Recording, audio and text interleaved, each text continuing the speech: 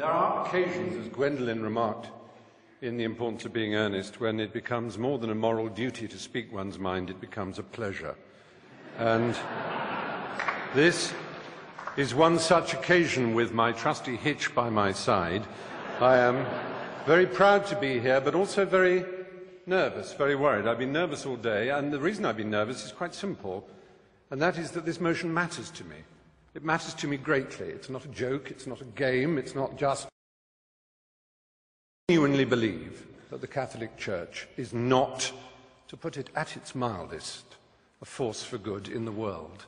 And therefore it is important for me to try and marshal my facts as well as I can to explain why I think that. But I want first of all to say that I have no quarrel and no argument, and I wish to express no contempt for individual devout and pious members of that church.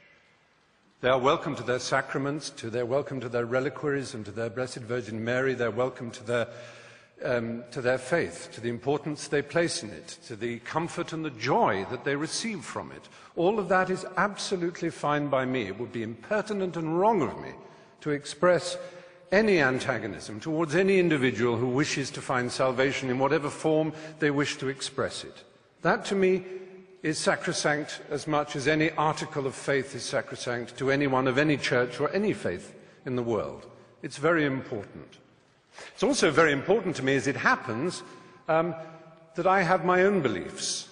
They are a belief in the Enlightenment. They are a belief in the eternal adventure of trying to discover moral truth in the world.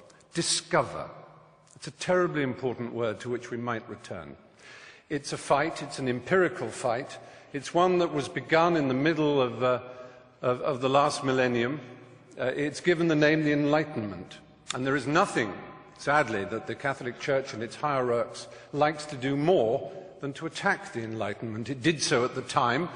Reference was made to Galileo and the fact that he was tortured for trying to explain the Copernican theory of the universe. That's history. History, as Miss Widdicombe has reminded us, is irrelevant. It's not important. All that matters now is that billions of pounds go out of this extraordinary institution to relieve the poor around the world and make the world a better place. History is of no importance whatsoever. Well, I beg to differ. History whinnies and quivers and vibrates in all of us, in this hall, in this square mile. Let's think about this square mile. I'll come back to it in a moment. But first, Christopher made mention of limbo. It seems so tedious and so silly, one of those little casuistic games that Thomists and others play. Aquinas and Augustine of Hippo both proposed this extraordinary idea that babies who were unbaptized know heaven. They also proposed the idea of purgatory, which doesn't exist in the Bible.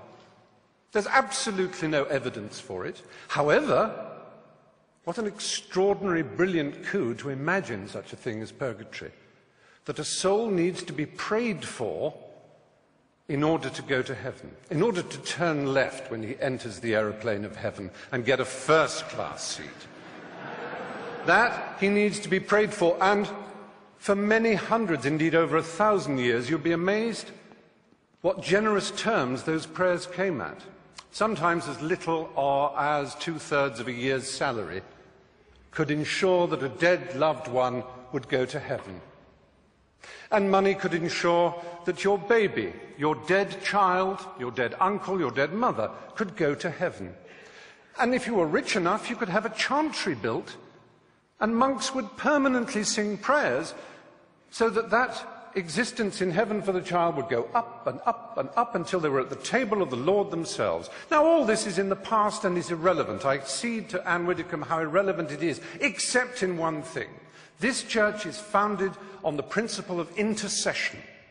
Only through the apostolic succession, only through the laying on of hands from this Galilean carpenter, whom we can all admire, only from the laying on of hands to his apostles, to St. Peter, to the other bishops, all the way down to everyone consecrated in this room. Anyone ordained here will know they have this extraordinary power to change the molecules of wine into blood, literally, to change the molecules of paste bread into flesh, literally, and to forgive the sins of the peasants and the poor whom they routinely exploit around the planet. Only this church has this extraordinary principle that it is through these male priests, and only male priests, that this is given. It is a doctrinal fact. It is more than a doctrinal fact, it is a dogma. Extra ecclesiam nulla salus. Outside the church, there is no salvation.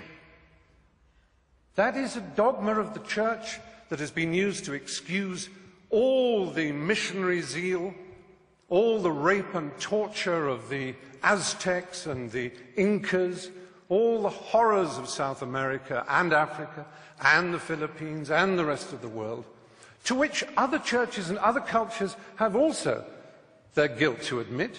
It's not unique to the Catholic Church, and I never said it was, and the motion doesn't say it was, or at least the opposition of the motion does not arrogate to the Catholic Church uniquely this sin. However, the particular nature of the exploitation of the poor, the vulnerable and the young. If I were to talk to a priest now, believe me, that priest would be the most worldly, charming, self-deprecating, snobbish in a Ronald Knox, Alfred Gilby sort of way. He would be lovely. He would smoke. Gosh, how daring. He would be a sort of ha-ha-ha priest, and the superstition and the nonsense that we read about of the church, it's absolute. Don't pay any attention, Stephen. Just join Farm Street or the Brompton Oratory and have a marvellous time as a Catholic, and everything is lovely and splendid. But be poor and ignorant, and my goodness me, every single detail of damnation and original sin and of any possibility of your complaining or asking to think for yourself. I said, let's think of this square mile. Just imagine in this square mile how many people were burned for reading the Bible in English. And one of the principal burners and torturers of those who tried to read the Bible in English here in London was Thomas More. You may know if you've read the novel Wolf Hall, which won the Man Booker Prize just the other day. Now, that's a long time ago. It's not relevant, except that it was only last century that Thomas More was made a saint, and it was only in the year 2000 that the last pope, the Pole, he made Thomas More the patron saint of politicians.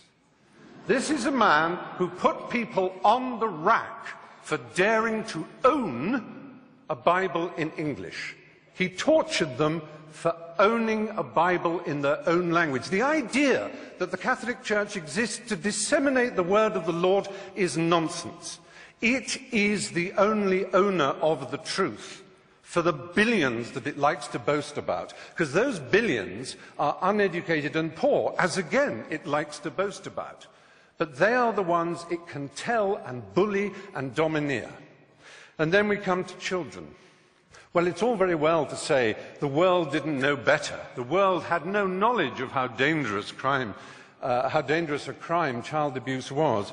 I want to read you some of the words of Ratzinger, the current Pope. It staggers me to admit that he is the head of state of a country. Incidentally, Anne Widdecombe said, "We didn't have the power of a nation-state." Yes, you do. You are a nation-state. Yes, I wrote it down. You mentioned that. You are a nation-state.